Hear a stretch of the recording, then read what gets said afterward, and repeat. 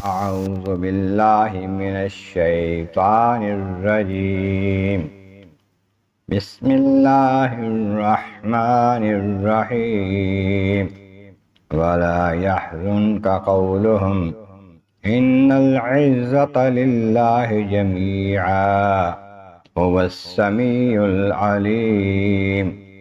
ألا إن لله من في السماوات ومن في الأرض وما يتبع الذين يدعون من دون الله شركاء إن يتبعون إلا الظن وإن هم إلا يخرصون.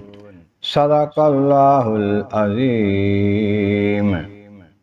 حمد و ثناء رب کریم اور درود و سلام بر سید خیر انام کے بعد سورہ یونس کی آیت نمبر 65 اور 66 تلاوت کی گئی ہے، جو 11ویں پارے کے 12ویں رکوع میں ہے۔ اس سے پہلی آیت بینات میں فرمایا گیا کہ یقیناً جو اللہ کے ولی ہیں انہیں کوئی خوف نہیں ہوتا، نہ وہ غمگین ہوں گے۔ وہ لوگ جو ایمان لائے اور انہوں نے تقوی اختیار کیا، اللہ کی رضا پر چلتے رہے، اس کی رضا کے خلاف کام کرنے سے بچے، ان میں خوشخبری ہے، زندگی میں بھی، دنیا کی زندگی میں اور آخرت میں بھی۔ اللہ تعالیٰ کے کلمات تبدیل نہیں ہوتے، اور ذالک هو الفوز العظیم، یہ بہت بڑی کامیابی ہے۔ آپ فرمائے ولا یحزنک قولہم، اے محبوب آپ کو ان لوگوں کی باتیں جو ہیں وہ غم میں نہ ڈالیں۔ یہ لوگ آپ کے منصب نبوت کو نہیں مانتے، آپ کے لائے ہوئے کلام حق کو نہیں مانتے، پیغام حق کو نہیں مانتے، آپ کی عظمت و عزت کو نہیں مانتے، انکار کرتے ہیں یا آپ کے خلاف سازشیں کرتے ہیں، تو آپ ان کی باتوں کی فکر نہ کریں، پرواہ نہ کریں، ان کا غم نہ کریں، اس لیے کہ ان العزت للہ جمیعا، ساری کی ساری عزت تو اللہ کے ہاتھ میں ہے، وہ عزت والا ہے، اسی کے عالم عزت، جس کو چاہے عزت دے، جس کو چاہے ذلت دے۔ وہ سمیع العلیم، اور وہ خوب سننے والا اور جاننے والا ہے، ان کی باتوں کو سنتا بھی ہے، ان کے دلوں کے حالات کو جانتا بھی ہے، آپ اس کی فکر نہ کریں، وہ خود ان کا علاج کرنے والا ہے۔ فرمایا سن لو، خبردار، الا ان للہ، بے شک اللہ تعالیٰ کا ہے، من فی السماوات و من فی الارض، جو کوئی بھی زمینوں میں ہے، آسمانوں میں ہے، وہ فرشتے ہیں، انسان ہیں، جو کچھ بھی اللہ کی ملکیت ہے۔ جب اللہ کی ملکیت ہے یہ سب چیزیں، تو پھر کیسے یہ خدا ہو سکتی ہیں؟ خدا، رب تو وہ ہے، الہ تو وہ ہے جو ہر شے کا خود مالک ہے، بنانے والا ہے، ہمیشہ سے ہے، ہمیشہ کے لیے ہے، اور تو کوئی ایسا ہے ہی نہیں۔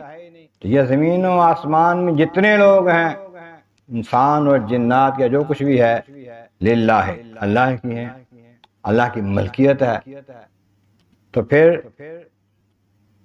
کون ہے جو ان میں سے معبود ہونے کا دعویٰ کر سکے؟ اور جو کوئی اور ان کو معبود بناتا ہے، اس کی بھی عقل ٹھکانے نہیں ہے۔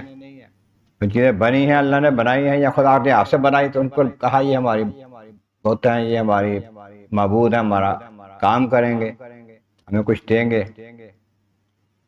وَمَا يَتَّبِعُ الَّذِينَ يَدْعُونَ مِن دُونِ اللَّهِ شُرَكَاءَ، اور کس کے پیچھے جا رہے ہیں یہ لوگ جو اللہ کے سوا شریکوں کو پکار رہے ہیں، بتوں کو پکارتے ہیں یا کسی اور کو پکارتے ہیں، کس چیز کے پیچھے چلے جا رہے ہیں؟ إِن يَتَّبِعُونَ إِلَّا الظَّنَّ، یہ تو چلتے ہیں مگر ظن کے، گمان کے پیچھے چلتے ہیں، حقائق کو نہیں دیکھتے، پیغام حق کو نہیں دیکھتے، اللہ تعالیٰ کے کلام کو نہیں دیکھتے، اللہ کے نبی کی باتوں کو نہیں دیکھتے، اپنے وہم میں گمان سے، اٹکا پچو سے جو آیا وہ مان لیا اور وہ کر لیا۔ وَإِنْهُمْ إِلَّا يَخْرُصُونَ، یہ تو صرف اٹکلیں دوڑاتے ہیں، قیاس آرائیاں کرتے ہیں، جو قیاس آرائی اس دل میں خیال آیا وہ کر لیا اور کہا کہ یہی حق ہے۔ یہ اکثر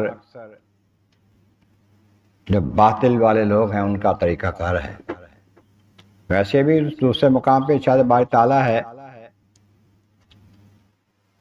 کہ ہر کوئی جو ہے اس کو جو ملا ہے کہتا ہے یہی ہمارے واسطے ٹھیک ہے۔ کل حزب بما لدیہم فرحون، جس گروہ کو جو ملا اس کو وہ خوش ہے کہ میں ٹھیک ہوں۔ آباء و اجداد سے بت پرستی میں نہیں کہتے ہم ٹھیک ہیں، اور جو حق والے ہیں وہ کہتے ہیں ہم ٹھیک ہیں۔ تو اس طرح وہ لوگ تو صرف اٹکل پچو جو ہے اس پر گزارا کرتے ہیں، اس کو مانتے ہیں، اور حق والے جو ہیں اللہ تعالیٰ کے کلام کو دیکھتے ہیں، اس کے نبی کو دیکھتے ہیں، نبی کے احکامات کو دیکھتے ہیں، نبی کے سنت کو دیکھتے ہیں، اس کو چلتے ہیں۔ دلائل موجود ہیں اس کے پاس۔ اللہ تبارک و تعالیٰ کی بارگاہ عالم عز مولا کریم محبوب کریم کا صدقہ قرآن کریم کا فہم اور اعمال صالح نصیب فرما۔ وآخر دعوانا الحمد للہ رب العالمین۔